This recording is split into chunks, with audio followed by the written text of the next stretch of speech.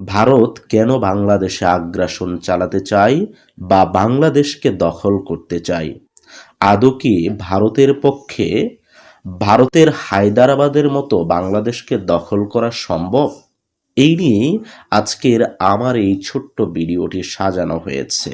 যদি আমার এই ছোট্ট ভিডিওটি আপনাদের ভালো লাগে তাহলে অবশ্যই লাইক করবেন, কমেন্ট করবেন এবং আপনার বন্ধুদেরকেও জানার সুযোগ করে দেওয়ার জন্য অবশ্যই ভিডিওটি একটি শেয়ার দিয়ে রাখবেন। বাংলাদেশে অনেক সময় জনমনে একটি ধারণা দেখা দেয় যে ভারত বাংলাদেশকে হায়দ্রাবাদের মতো দখল করতে চায়। এই ধারণার পেছনে কয়েকটি ঐতিহাসিক ও রাজনৈতিক কারণ রয়েছে।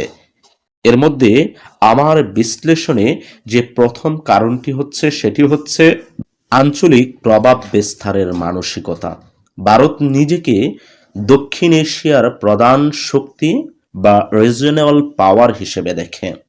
সে কারণে প্রতিবেশী দেশগুলোর রাজনীতি, অর্থনীতি ও নিরাপত্তার উপর সে প্রভাব বজায় রাখতে চায়, এমন অভিযোগ দীর্ঘদিনের মানুষের মাঝে।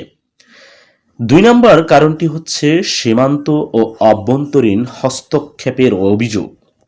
সীমান্তে বিএসএফ এর গুলির মাধ্যমে মানুষকে হত্যা, নদীর পানির একতরফা ব্যবহার বা নিয়ন্ত্রণ, বাংলাদেশে রাজনীতিতে কূটনৈতিক চাপ, এই ঘটনাগুলো থেকে অনেকের মনে হয় ভারত পরোক্ষভাবে বাংলাদেশে আগ্রাসন চালাচ্ছে। ৩ নম্বর কারণটি হচ্ছে হায়দ্রাবাদের ইতিহাসের সাথে তুলনা।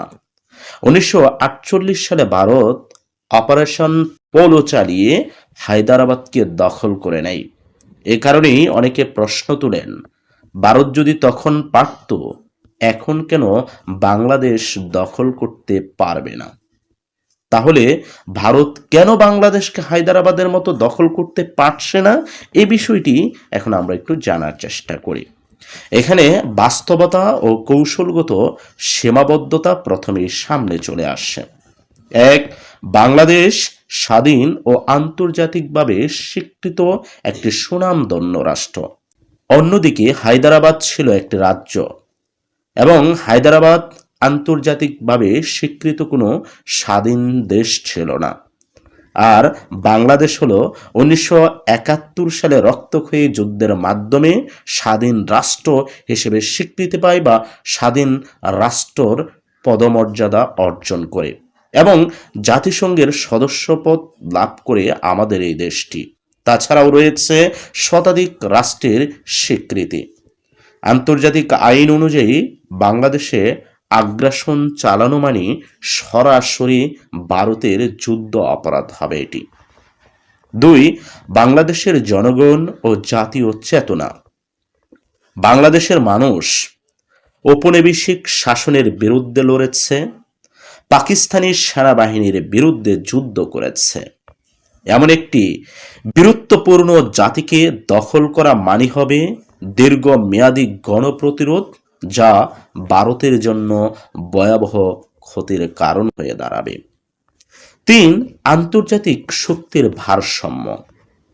এই পৃথিবীতে বাংলাদেশ শুধু একা নয়।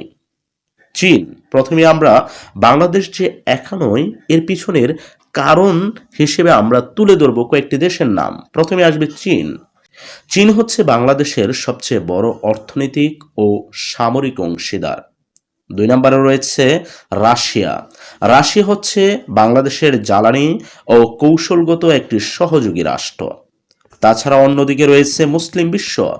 রাজনৈতিক ও কূটনৈতিক সমর্থন দিয়ে মুসলিম বিশ্ব বাংলাদেশকে সমর্থন করে যাবে। অন্যদিকে রয়েছে আন্তর্জাতিক ও জাতিসংঘের গণমাধ্যম সমূহ।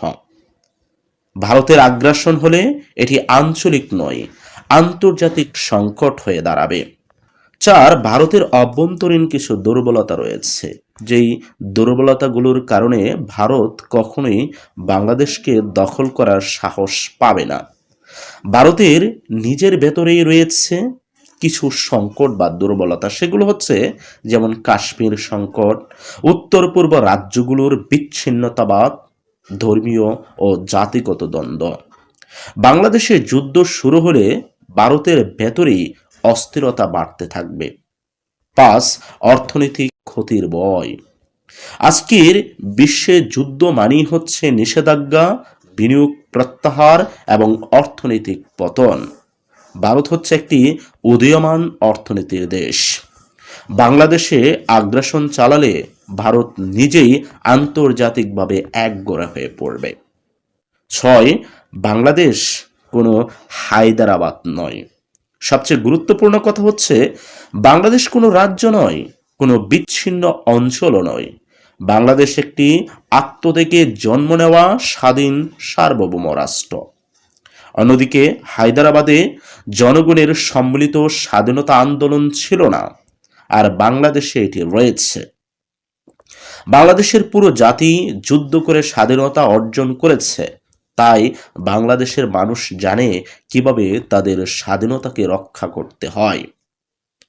ভারত বাংলাদেশকে হায়দ্রাবাদের মতো দখল করতে পারছে না, এর কারণগুলো হচ্ছে আন্তর্জাতিক আইন, বাংলাদেশের জনগণের ঐক্য ও প্রতিরোধ সক্ষমতা, বৈশ্বিক শক্তির সমীকরণ, ভারতের নিজস্ব রাজনৈতিক ও অর্থনৈতিক সীমাবদ্ধতা।